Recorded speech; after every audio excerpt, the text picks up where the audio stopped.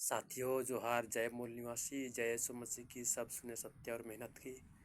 आज के इस वीडियो में मैं आप सभी का स्वागत करते हुए पेशा और 25वें अनुसूचित क्षेत्र में हमारे लिए क्या क्या बातें कही गई है उसको मैं संक्षेप में आप लोगों के साथ में रखना चाहता हूँ।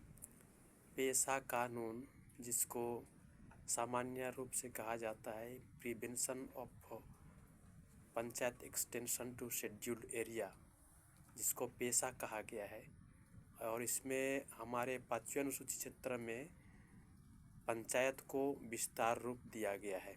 ये झारखंड की बात केवल नहीं, लेकिन सभी 5वें अनुसूचित क्षेत्र में आने वाले राज्यों के लिए निर्धारित की गई है, जिसको पेशा कहा गया है।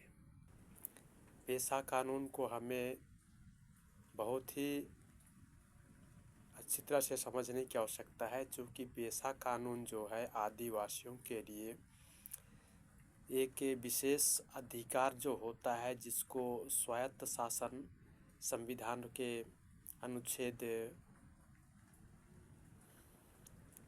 5 में कहा गया है, अनुसूची 5 में कहा गया है। और अनुसूची 5 इसको 25वीं अनुसूची में दर्ज किया गया है, उसके मुताबिक हमें इसको अंतर करने की ज़रूरत है, क्योंकि पेशा कानून हमारे जो शासन व्यवस्था ला रही है वो पंचायती व्यवस्था के अनुसार ला रही है, ना कि हमारे लिए स्वायत्त शासन के अनुसार। पेशा कानून के माध्यम से हमारे लिए पंचायती व्यवस्था जो है त्रिस्तरीय पंचायती व्यवस्था है, जहां हम जिला स्तर में जिला परिषद, प्रखंड स्तर में हम पंचायती व्यवस्था और ग्राम स्तर में हम ग्राम सभा करने की व्यवस्था पाते हैं। जहां पर हमारे लिए चुनाव की व्यवस्था है, वह चुनाव की व्यवस्था की प्रक्रिया जो है विभिन्न पार्टी के माध्यम से कैंडिडेट को उतारा जाता है, और वहां उस स्थान में कैंडिडेट्स को पार्टी के अनुसार जिताने का काम किया जाता है। इसलिए साथियों, पंचायती व्यवस्था जो है पेशा कानून के अंतर्गत ये कोई हमारे लिए स्वायत्त शासन आदिवासियों का नहीं हो सकता, लेकिन ये पार्टी विशेष पर निर्भर करेगा। अब हमें समझना है कि 5वीं अनुसूचित क्षेत्र क्या है और 5वीं अनुसूचित क्षेत्र किसके लिए दिया गया है, इसको हमें बहुत बढ़िया से समझने की आवश्यकता है। 5वीं अनुसूचित क्षेत्र जो है आदिवासियों के लिए स्वायत्त शासन है, जहाँ की आदिवासी स्वयं निर्णय ले सकेंगे कि उन्हें किस प्रकार की शासन व्यवस्था उन्हें सत्य है और अच्छाई पर निर्भर करेगा। उसको निर्णय लेने के लिए आदिवासियों की अपनी स्वतंत्रता होगी, अपनी विचारधारा पर निर्भर होगा।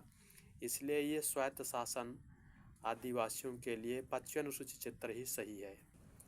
किंतु पेशा में हमारे लिए इस प्रकार की व्यवस्था नहीं है, जो कि हम स्वशासन कर सकें, अपनी निर्णय ले सके और अपनी हक अधिकार, हमारी जो 5वीं अनुसूचित क्षेत्र के अंतर्गत जल, जंगल और ज़मीन पर हमारा अधिकार है, वह पार्टी विशेष पर निर्भर करेगा, पार्टी के अनुसार चला जाएगा।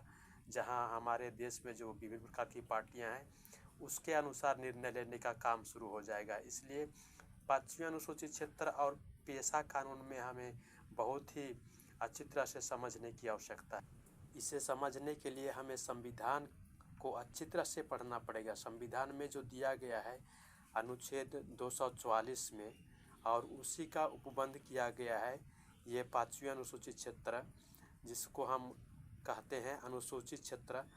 आदिवासियों के लिए अलग शासन व्यवस्था, जो पूरे देश में ये शासन करने की व्यवस्था है। इसलिए हमें पेशा पर विशेष ध्यान नहीं देना चाहिए, लेकिन 5वीं अनुसूचित क्षेत्र में जो कानून है उसके अनुसार हमारे शासन व्यवस्था लेने की आवश्यकता है।